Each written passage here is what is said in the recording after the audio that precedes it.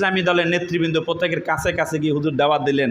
আমাদের মাকসাদ যদি আল্লাহ হয়, ওই আল্লাহকে পাওয়ার জন্য মাযহাবের ভিন্নতা আমাদের থাকতে পারে, কেউ হানাফি, কেউ শাফি, কেউ মালিকি, কেউ হাম্বলি হবে, ঠিক কিনা বলেন? ওই আল্লাহর পথে চলার জন্য কেউ তাবলীগের চেল্লা লাগাবে, কেউ হক্কানি পীরের মুরিদ হবে, কেউ সৃষ্টি হবে, কেউ কাদরি হবে, কিন্তু মাকসাদ যদি আল্লাহ হয়, তাহলে আমরা কেন মুসলমানরা একসাথে বসে আল্লাহ রাখতে পারবো না?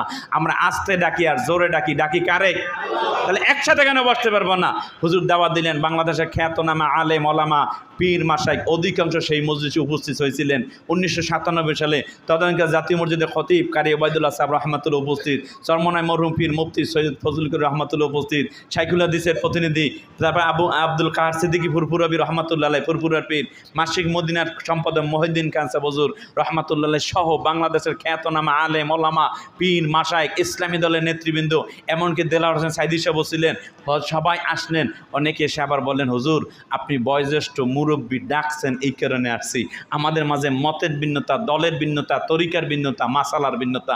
আমরা কেউ জোরে আমিন দিই, কেউ আস্তে আমিন দেয়, কেউ নামাজে মোনাজাত করি, কেউ করি না, কেউ নাবিতে, কেউ বুকে, কেউ আলিয়া, কেউ কওমি।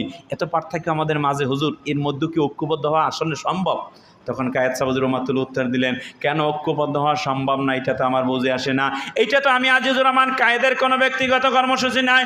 যেই কোরআনে আল্লাহ তাআলা নামাজ, রোজা, হজ, যাকাতের আদেশ দিয়েছেন, ওই কোরআনই তো আল্লাহ তামাম পৃথিবীর মুসলমানের একসাথে ঐক্যবদ্ধ থাকতে আল্লাহ আদেশ দিলেন।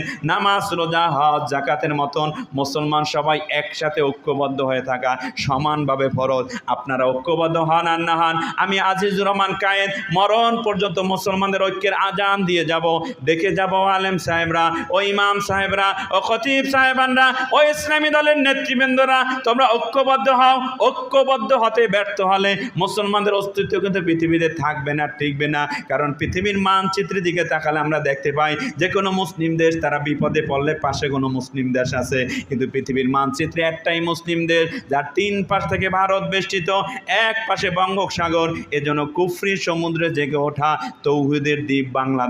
এই ভূখণ্ডের মুসলমান যদি কঠিন আকারে কোনোদিন বিপদে পড়ে বসে, ওই আরাকানের মতন, ফিলিস্তিনের মতন, তখন আর দলের পার্থক্য থাকবে না, মতের পার্থক্য থাকবে না, কে কোন পীরের মুরিদ, হানাফি না সালাফি, ওর পার্থক্য থাকবে না। সবাই মিল্লা ও বঙ্গোপসাগরে জাপ দেওয়া ছাড়া বাঙালি মুসলমানের সামনে আর দ্বিতীয় কোনো পথ খোলা নাই, বলেন ঠিক কিনা? অতএব এই জমিনে ঈমান নিয়ে, ইসলাম নিয়ে যদি বেঁচে থাকতে হয়, তার পথ একটাই। কায়েদ সাহেব রহমাতুল্লাহ বলছিলেন, আল ইত্তেহাদ মাআল ইখতিলাফ, মতানৈক্য সহ ঐক্য, দল যার যার তরিকা, যার যার